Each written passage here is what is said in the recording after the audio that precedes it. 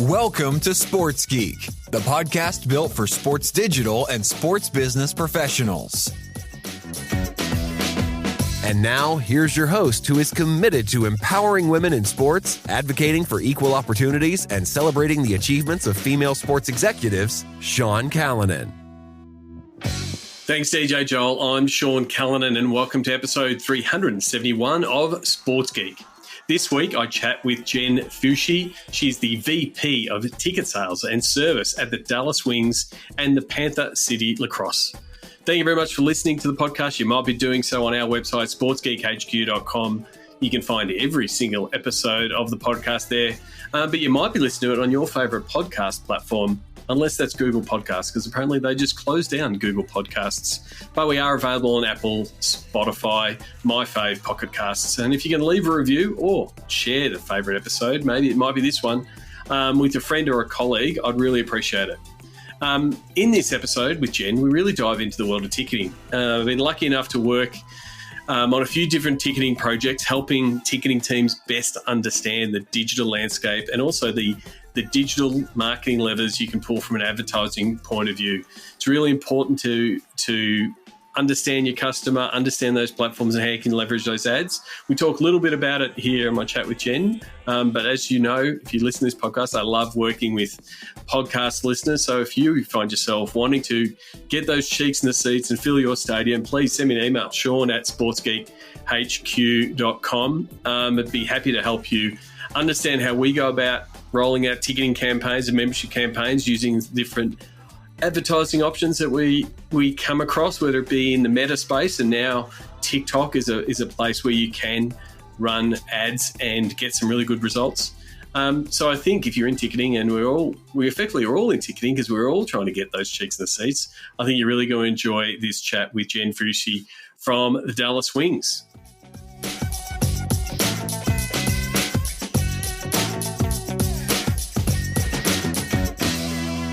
Very happy to welcome Jen Fusci. She's the VP of Ticket Sales and Service at the Dallas Wings and the Panther City Lacrosse. Jen, welcome to the podcast. Thanks so much for having me. It's great to be on. Not a problem at all. I always ask the start of my interviews is how people got their start in sports, because sometimes it's never as people intended. And also from small beginnings, you get into roles you're in now. So what about yourself? How did you get your break into the world of sports? Similar to what you just said, it's kind of been a wild ride, just even getting started in sports. Through school, I always loved math, and in one of the classes saw somebody that was able to work for the New York Yankees and did stats for the team. And I was a statistics major through school and always thought that analytics was going to be my way into sports, but going back almost 15 years, the full-time roles weren't quite what they are now. Can't even imagine a front office without a full analytics team, both on the team and business side. But I grew up in the small state of Connecticut, where women's basketball was always popular with UConn, and just had a passion for the women's game from a really young age. And through school, had the opportunity to get my first internship with the Connecticut Sun, and did a lot of just game day, get contestants for halftime, wear a hot dog contest because we didn't have any halftime, shows going on. So did all of those things. And really after my first summer, knew that this was the only thing that I wanted to do. And it is really interesting looking back. Now there's, full school and college programs around working in sports. And I was pretty naive to the business, and just had the opportunity to do ticket sales at an entry level with the Phoenix Suns and Mercury, and just kind of took a leap of faith. Wanted to be in warmer weather. So it was the best of both worlds. Got to work for an NBA and WNBA team and live in warm weather right out of school. If you kind of put my best attributes down on paper, no one would say, hey, you should really be in sales. But I found that through connecting with people and sharing my passion for women's sports. I was able to kind of find something to make a career out of, and the rest has been history, I guess you can say. So you've found yourself now, in a few different in that role in that vertical of ticket sales and service, and like you said, that whole analytics boom and more people in the statistics space has happened in the last 15 years, but also so has ticketing. Like I guess early on you would have been, here's a call list. Hey Jen, call these people. These are the sales you've got to make. You've worked at the Mercury. At back at the Sun, you went back to Connecticut Sun. You've worked at multiple. How has the role changed in your long tenure across multiple sports in that ticketing and sales from that initial, hey, here's the call list, go to your cubicle, sell the dream of Suns and Mercury basketball to what you do now? It's a great question. When I first started on inside sales, we were calling people that bought a pair of athletic socks at the local athletic store. And of course, because of that, you have an interest in basketball, right? And it was a lot of email was certainly not new, but I think email was a way that a lot of people communicated still. People were engaged in the email space. We were still making, I was making 100 calls a day. And now with my team, it's all about the technology that's available and the attention span that we have when we do get connected with people is how can we engage with them in an authentic way? And I'd say more than anything, it's really about, maximizing all of the opportunities through technology, but specifically in women's sports, I was very passionate about it. Like I said, I grew up with it, but I think now we're at this just explosion of, hype around the women's game, both, WNBA, NWSL. There's so many other professional leagues coming into the space now, and just people are excited to talk about it. So I think those are two major ways that the role has really changed from when I got into it.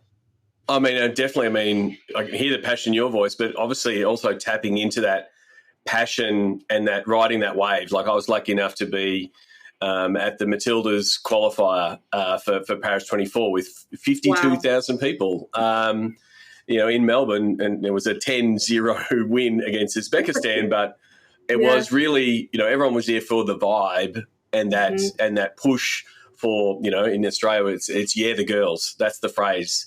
And everyone sort of gets behind it. How do you find people and train people to sort of have that knowledge, but have that passion to be able to tap into it? Because I'm assuming it's a real, authentic part of your sales pitch. You're not just reading from a script and saying this is why it's great. It's something you truly believe in. How do you go about finding staff or having people come in and, there's lots of grads who have done degrees looking for ways in. Like, what are you looking for when you're looking for someone to come in to help sell tickets for you?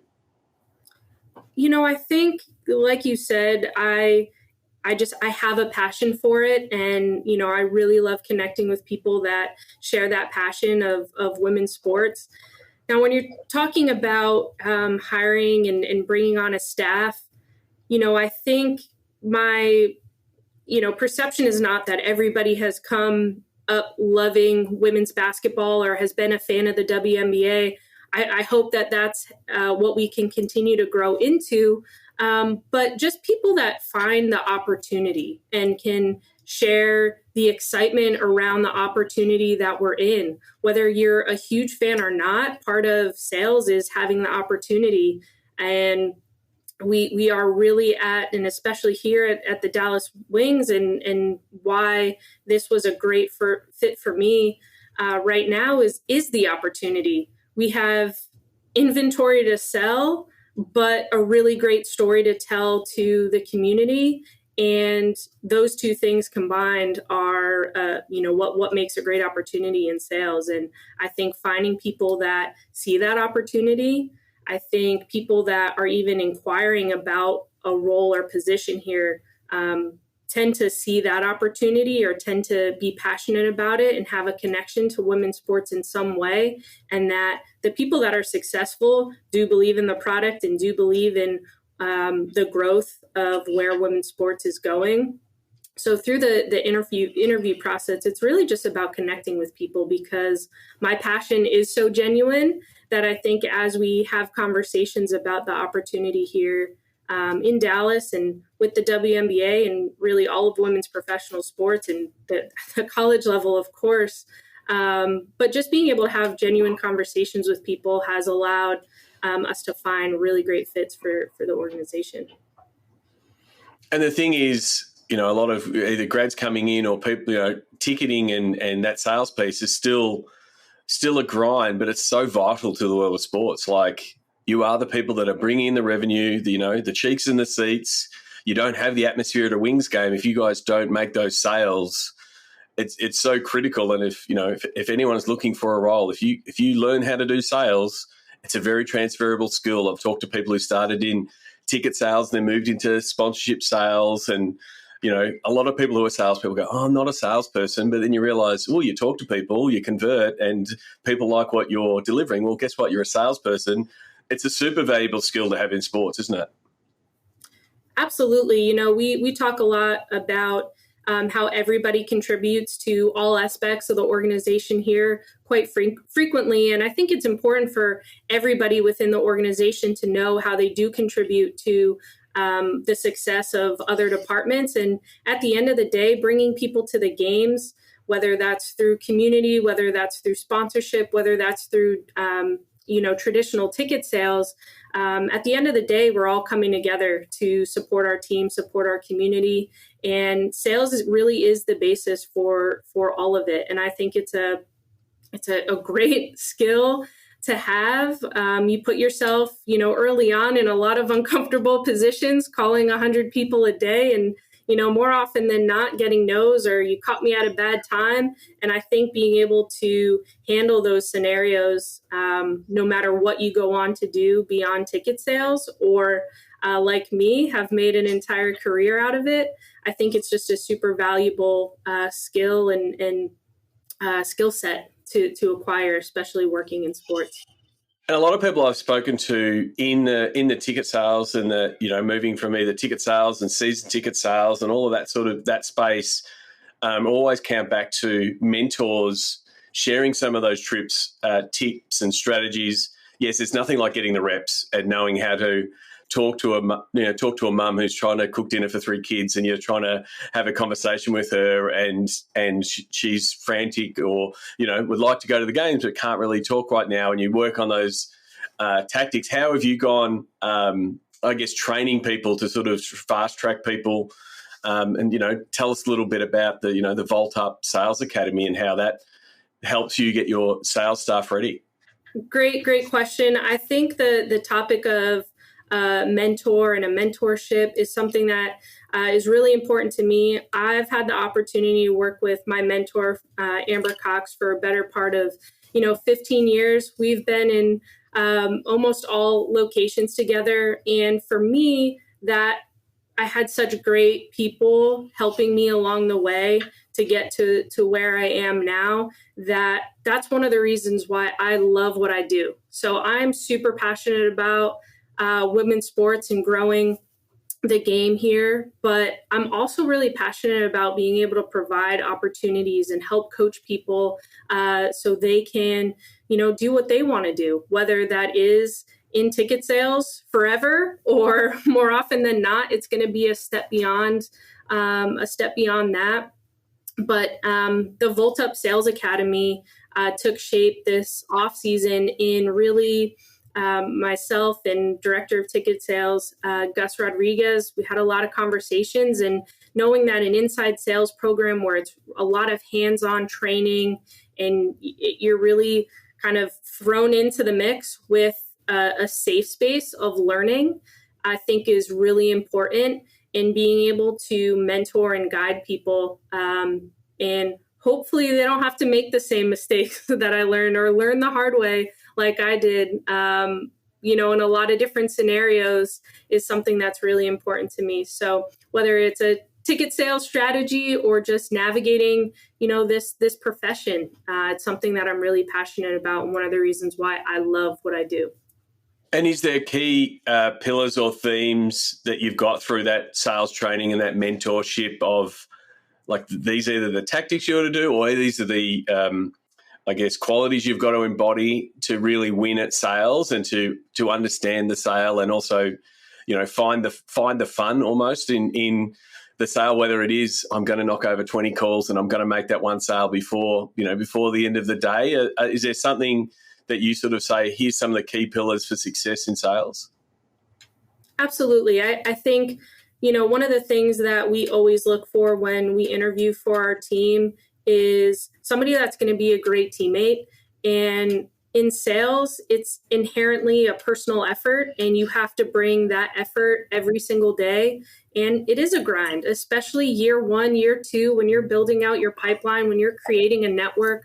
More often than not, people are, moving, cross states to get to this position, and you're building that. You're learning a new market. All of those different factors. To have great teammates to help build you up, to help learn from each other, that's something that I just think makes a great core at the end of the day when you're talking about a sales staff. So being a great teammate. But then too, somebody that is going to be proactive and persistent and just willing to put yourself in an uncomfortable position, willing to learn. I was absolutely terrified to pick up the phone. I always tell everybody my first call, I actually hung up on the person because I was so scared to have that conversation. But just the fact that I was able to do it, really helped me get things going. And I think it takes, people that are willing to do that, to be successful. And the other piece is we like to teach the philosophy of sales, and we don't really have a script, but we have a roadmap, and understanding each piece of the roadmap, because you have to be yourself. It's an old saying, but people buy from people that they like, and you have to be genuine. And I think that's something that we really try to instill here, is being genuine in our conversations. And yeah, there's certain, tactics or key phrases and words that can help push us across the finish line, or, we say incrementally 1%, maybe we're better on a conversation by doing this instead of that. But at the end of the day, really, if you're able to be yourself in the process, that's when you're going to have the most success. You talked about your early days and not just, working yourself through that, baby giraffe version of a salesperson and occasionally falling and stumbling, but also I guess the technology and the support and the data that you have around the fan would have changed vastly. Like you talked about, you probably had a printout from a dot matrix printer that said these people bought athletic socks, give them a call and sell them, tell them to go to the basketball. And now you would have, a system that has, more data about them. You might know when they've gone to games, from a CRM point of view. How has, and that's coming from, other departments, whether it's the digital team pushing people into competitions and getting more data, or your marketing team doing a lot of efforts to get more data, and, getting more, as we're getting more data from our ticketing systems and more systems get connected. How has, I guess, that more rich picture of potentially, more of these fans, whether you call them fans or customers, most people, end up saying that they're fans or members. How has that more complex picture helped you, I guess, personalize that sales conversation? Yeah, I think there are so many resources available now, and so many tools, and so much technology that has evolved, and it evolves really quickly.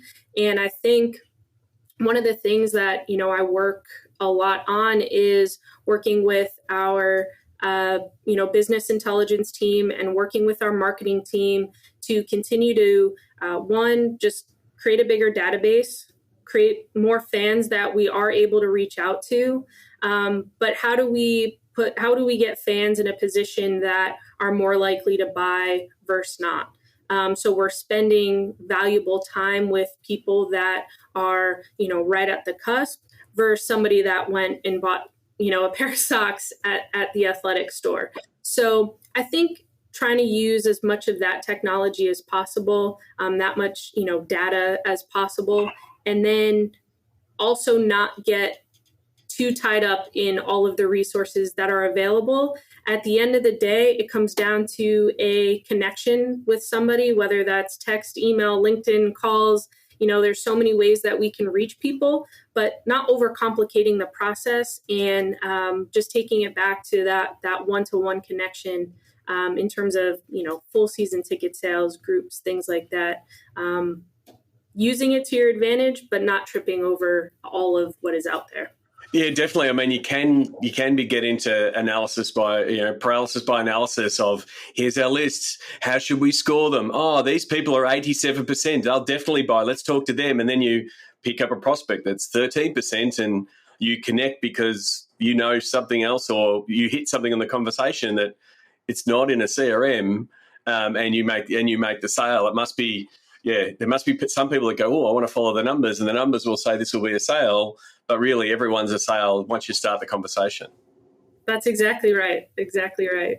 And I guess the other piece is, how do you, and it's, it's a constant challenge, but how do you put, that vibe back into the CRM to say, oh, this person's not quite ready now, but they will be, they might be finishing an MBA and they're not ready now, but they, if I call them next season, they will be, and figuring out how to put, this really flexible, information into a CRM that might help you down the path is probably something that you've always been, I guess, working on. Yeah, you always have to, be nimble in how we're approaching it. And as we come up through a season, it may not be a fit right now, but keeping people engaged. I also think there's, again, so many resources available to us, asking the customer and asking the fan how they do want to be engaged with. So maybe they don't want a phone call every couple of months, but can we send them an offer to their Instagram, right? Are they opting in that way? Do you prefer text first, email? Our digital and social team does such a great job of putting together fun content that keeps people, quote unquote, in our pipeline, keeps people engaged, keeps people coming back. So those fans that it may not be the right time right now, events in the community, right? There's so many different ways that our organization and all professional teams really do so much work outside of just ticket sales to keep fans engaged. And I think that all of that work really goes into keeping people, to get them when it is the right time. And is there a way, it's sort of back to sort of the sales piece and sort of understanding where the customer is in the funnel, because there is always this, demand, like grow the database. How do we get new to file? How do we get new people, and how do we then talk to them? But like if it's the first conversation, it's not, oh, g'day, how you doing? Would you like to buy a season ticket? Or because you're just learned, it's just starting the conversation. So how do you, I guess, tailor that, again, that roadmap? They have different on-ramps depending on where they are in the funnel. Absolutely. Yeah, I think working, one of the new departments, within our organization and previously being able to work with our business intelligence and analytics departments to be able to pull people back in, reapproach campaigns has been a campaign that's been really successful in the past. So being able to track by campaign and then reapproach fans or customers that maybe we didn't get the first time, but can reapproach them in a way that was successful, or tweak the messaging a little bit, tweak the offer a little bit, and really consistently year over year, take a look back at those campaigns and see what was successful to get people back into the fold. And over your time, like customer behavior and ticketing product has vastly changed. If you look back at your early days, at the Mercury and some of your first stops, you would have been selling, paper tickets, full season, and that was the product. And there wasn't anything else. And now, obviously, the ticket product has changed in its variety, whether they be flex games and all these different options, but also the consumer has changed in that they don't want to commit to a whole season. They've got other entertainment options. Obviously, COVID threw a curveball where people went and found other things to entertain them. So how has that changed, your job, and I guess kept it fresh and exciting? Because, one, you've got new exciting ticketing products, but you've also got the challenge of customers being in wanting different things from the world of sport. Yeah, it's a great question in that you really always have to be evolving, right? And listening to the customer feedback, I think, is really important. On one hand, you always are going to have your core fans, your diehard season ticket holders, people that want to be at every game. So how do you continue to make that a benefit and add value to that core group of people that really are so important to your business, while also adapting to the customer? And we are going on sale with our flex plans tomorrow, and it's something that it's undated vouchers that you can buy in different increments and use however you want throughout the season, because flexibility is something that the consumers want right now. And if you're not willing to change or adapt, that's something that I think you can kind of stumble over. And then I think too, group ticket sales is a space that, while groups will change and evolve over time, of course, that's a sale that and everybody can be a group buyer, right? And I think for the most part, that's an area that doesn't get enough attention or time or resources allocated to it. And it's an area of the business that can really make such a big impact. So while the consumer as an individual is changing, and you do have to find ways to adapt, flexibility, providing value, ease of purchase, I think is something that you always have to be looking at, and conversion rates, click-through rates, pricing has to make sense and has to fit. But group sales is a great way to kind of counterbalance some of the things that are always changing on an individual consumer, from an individual consumer standpoint. I mean, the thing with group sales, especially, again, how the technology is definitely helping that. Because, again, 10 years ago, you would have sold 30 tickets to Joe, and Joe would have just handed out the 30 tickets to 29 other people, and you would be going, great, awesome revenue, but you wouldn't know those 29 other people. Whereas now, it's digital ticketing. 29 of those people might be going to a Wings game or a Panther City lacrosse game for the first time. And so it starts that conversation. So not only are you getting that revenue, that data and that new fan that's gone and experienced the game, with friends. So it always elevates, their experience because they have the joy of the group. I agree. Like it's an amazing opportunity. You've still got to play that, seat Jenga that is part of ticketing, and where do you get them? How do you get them in? Where, how do you make that experience good? But it is an amazing opportunity. Yeah, absolutely. And there are so many different platforms, and we personally use Fivo here, which is a great tool and great resource, and you're able to get all of the data from all of the individual buyers within the group. You're able to send out a link and everybody can pay on their own, and just the ease, right? Again, you talk about the ease of purchase is super important to the consumers right now. Nothing frustrates me more than having to log into an app and I can't remember my password, and then the seats that I want are gone. So, I think it's so great the ways that the technology has evolved to make sure that everybody is able to capitalize on the buying, habits of our consumers. It is so important, and it is a constant frustration, I guess, from the ticketing staff side and the fan side. When you go, we want to get together, why is there, multiple logins, and why am I upholding screens? Hopefully, I mean, they're not all those problems haven't gone away, but hopefully, products like Fivo, I know the guys at Fivo, having reducing that friction and making it easier for fans, because that's what they're used to. They click a button and a car turns up. They click a button and takeaway food turns up to their door. They expect to be able to click a button and get their tickets. So, hopefully, technology has changed. A lot of that has come in, and it does make things easier, but it is a constant frustration both from the fan side and the ticketing side. Absolutely.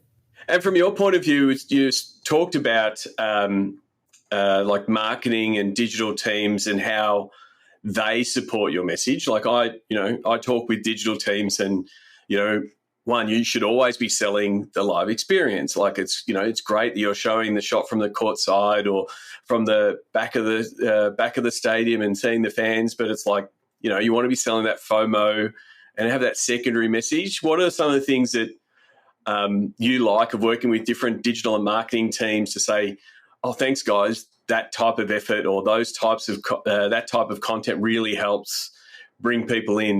We talk to someone and they talk about your Instagram story and that's why they want to come. Is there something that you ask for or always are looking for from your, from a support from your digital and marketing teams? Well, I don't think they want me giving them any ideas because they are far better in that space than I am. But they do such a great job. One of the things that I love about the WNBA, the NLL, our players are such great people, such great humans, and being able to showcase, other sides to them outside of, playing on the court, playing on the turf, and when they're, at the game, I think that's some of the absolute best content. And our team does such a great job of being able to bring that out of our players.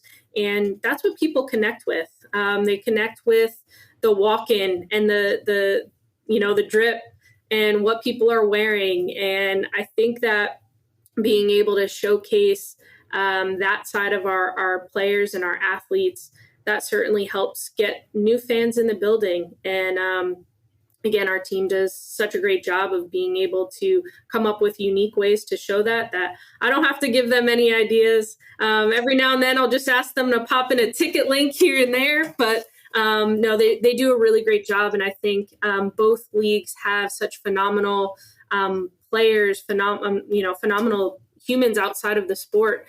And to be able to showcase them as people and their families and what they like to do for fun, how they like to dress outside of wearing their uniforms is something that's really special.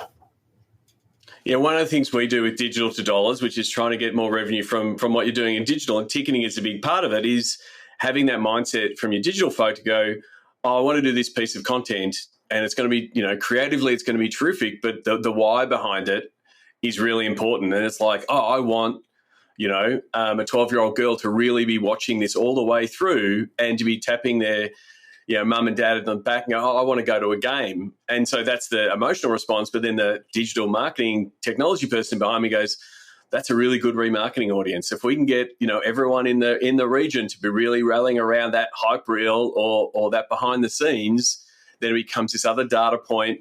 Whether it's, you're running a ticketing campaign or whether you're running a data capture campaign, you go, well, oh, hang on, 200,000 people have watched that. Oh, this is how many are within, 45 miles of our stadium. Like that's the kind of information. And back to your point around sales being proactive, I'm always telling the digital folk to go, if you can come back and go, hey, Jen, here's this audience. They really love this video and, they all live in Dallas. What should we do here? And then that's when you go, oh, that's a really exciting audience. Absolutely. That's where the magic happens. And, I think that's one of the things that I love about working in professional sports is that you still get to be a part of a team. It's why I love playing sports growing up and being able to share with what each department is doing and how we all kind of play a role in the success of each other. So to be able to work with our digital and marketing team and say, hey, that content, got X number of engagement, and now all of these fans are interested or have clicked this link, and now we can, further drive the messaging to come to a game because of the content that you put out is always really special and one of the things that I absolutely love to be able to do.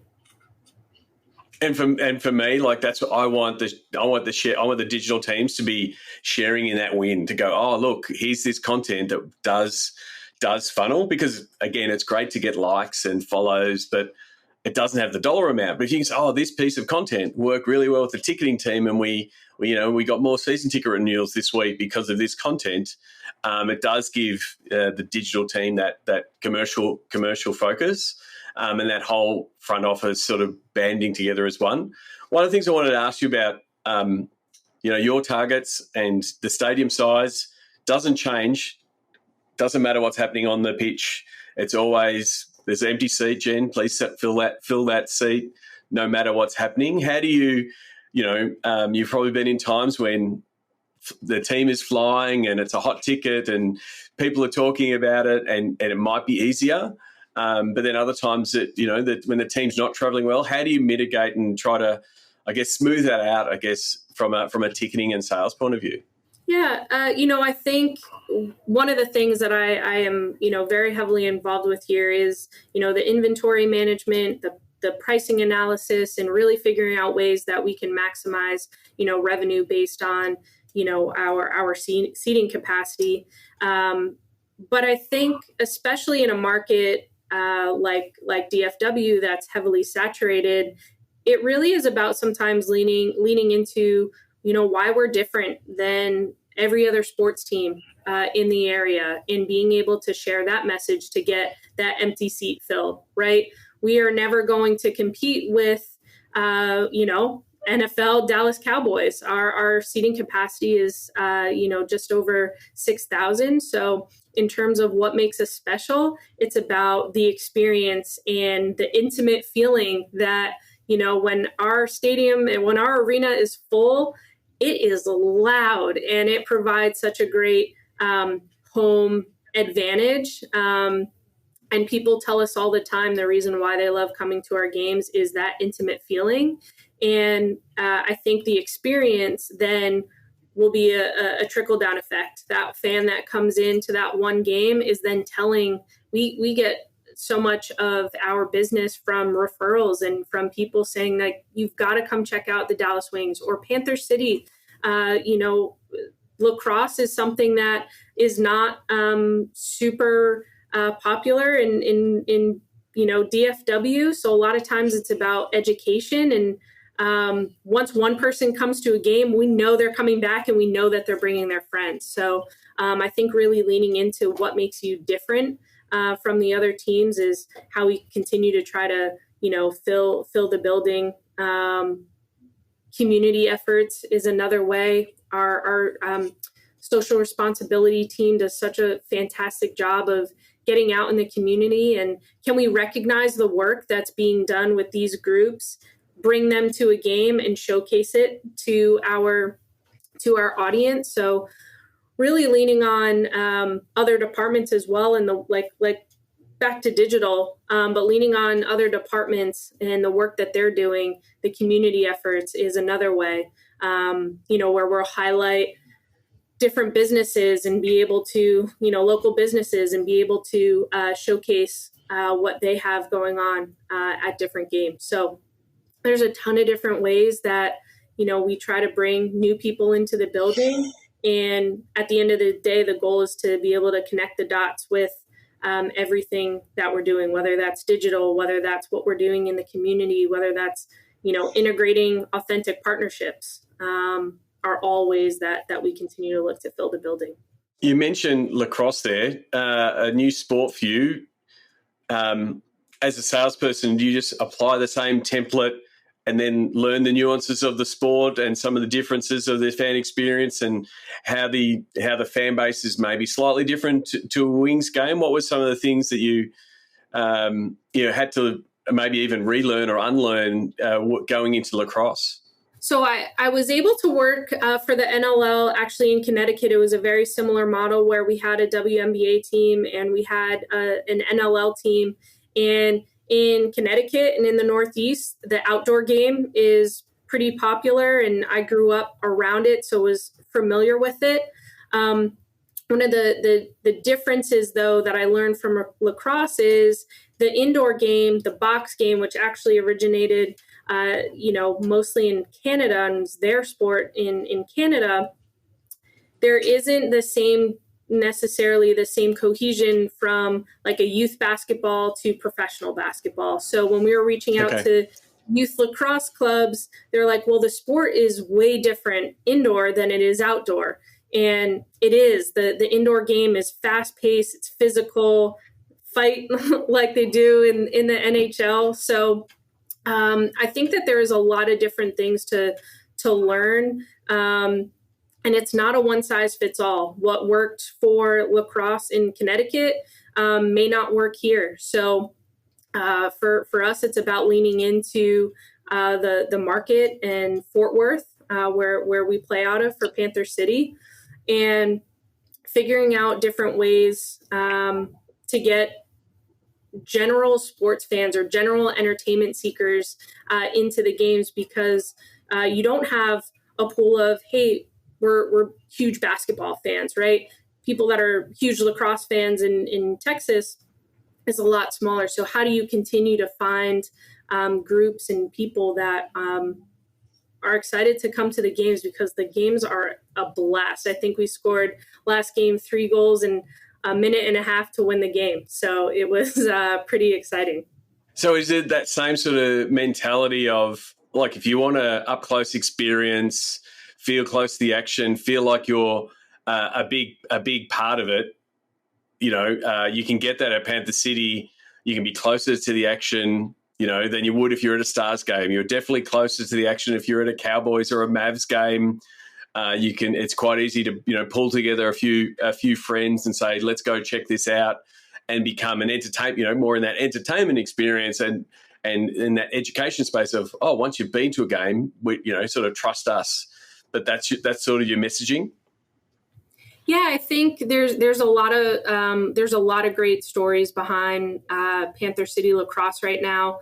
One, it being a newer team to the area, you get to be a part of something from the very beginning, and a lot of people like to be a part of it from the start. To say, 5-10 years from now, like, hey, I was there in year 1, in year 2, banging on the glass, and the value of seats on the glass, again, really leaning into why we're different, what sets us apart, what are the benefits. And those are absolutely all of the things that we use to tell our story. The guys are phenomenal athletes, and most of them have full-time jobs outside of playing lacrosse on the weekends. So, that connection of, hey, I'm a gym teacher and so is he. I'm going to go support him right on the weekends. It's something that's really cool to be a part of. It is funny. Hopefully you get to that point where those fans who have come on board early start getting annoyed at the new fans that come along because they weren't there from the beginning. Like that's the goal, that you have those fans that, I was here from the beginning. And it's like, these new fans don't understand us. That's the place you want to get to, especially with a startup franchise. Exactly. So, Jen, I really appreciate you taking the time. I want to get to the Sports Geek closing 5. Do you remember the first sports event you ever attended? The first sports event I ever attended, I do, was a New York Yankees game. I grew up just a huge fan, and my parents took me out for my birthday with my little sister, and we were way, way up, probably close to the top, but it was one of the best experiences, and really kind of lit the fire for my passion for sports in general. Amazing. Do you have a favorite food memory or a go-to food when you're at a sports event? I'll pick pizza more often than not. Pizza or chicken tenders. Keep it pretty simple, but usually if there's a pizza, that's what I'll go for. And what's the first app you open in the morning? Probably Instagram. Just check on what's been going on. I go to bed pretty early. I like to get a full night's sleep. So in the morning, I'll see what crazy reels or memes my friend sent overnight.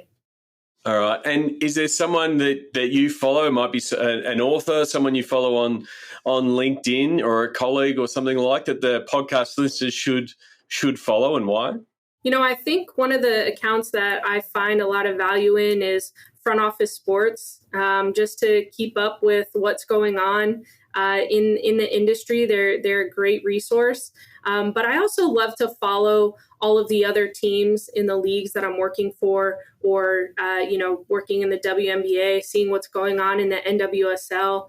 But following all of those teams are all accounts that I think are beneficial to follow.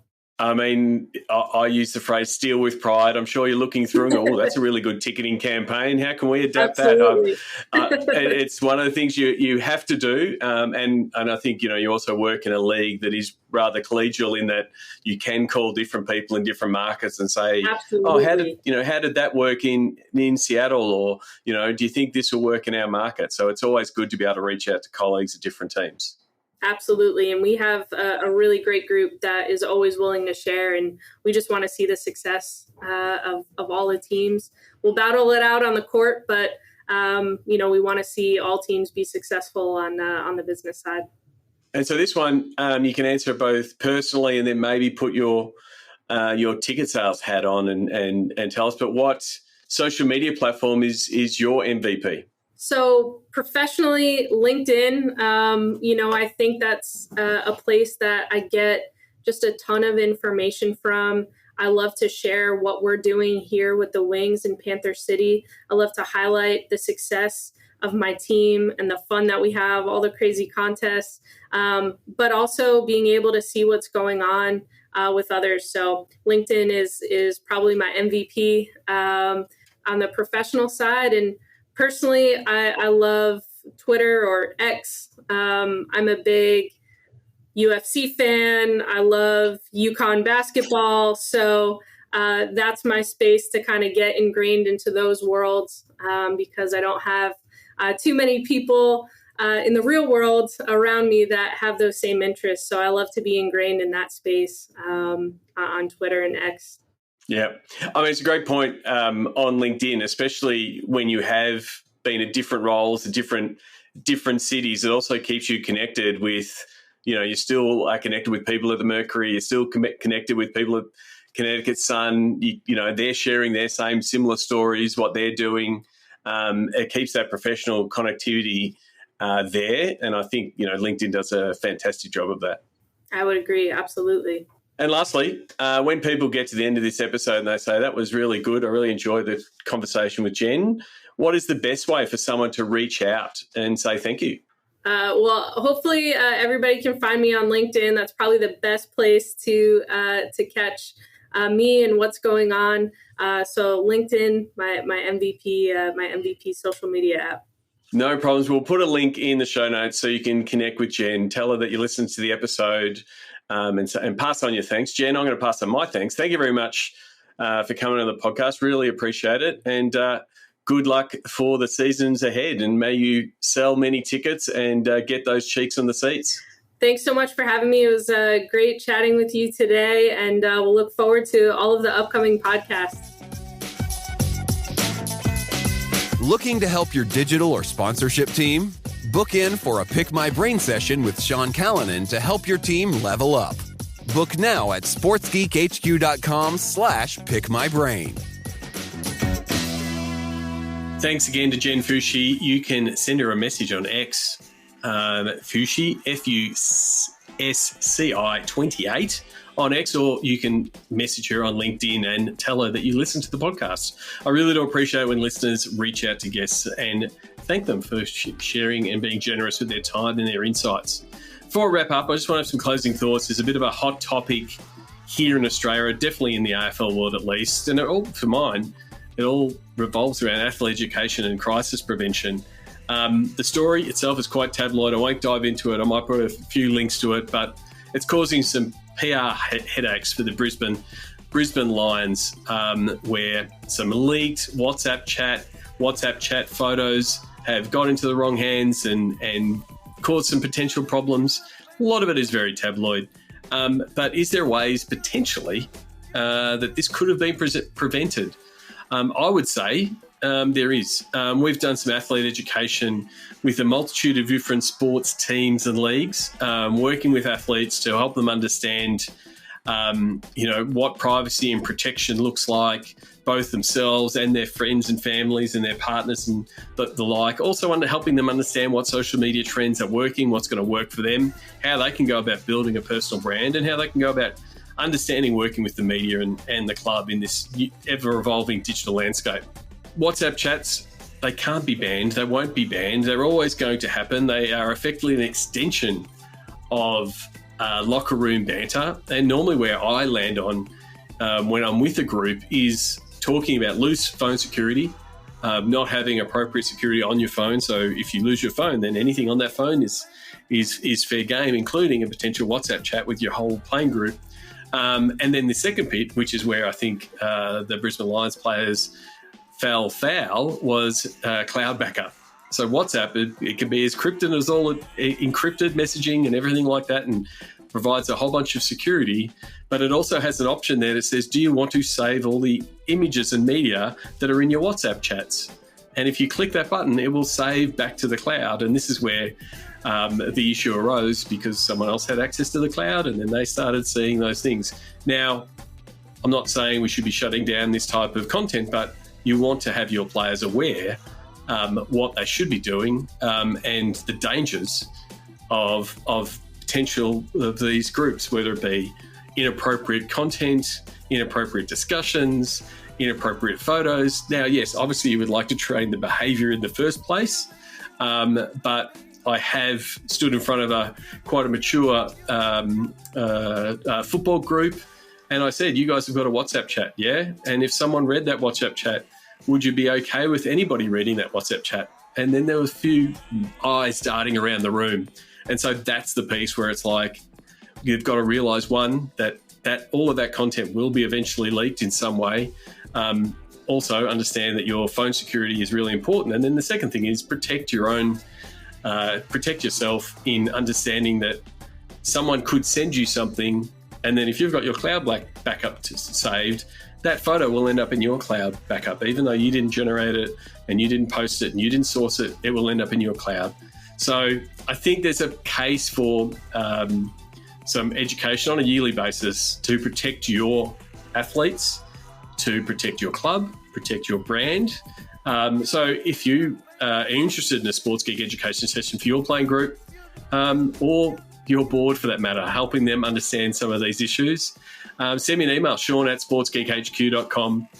Happy to work with your playing groups, whether in person or, I've even done a few of these via Zoom, and I've done them via Zoom even pre-pandemic days. Happy to discuss what those options look like.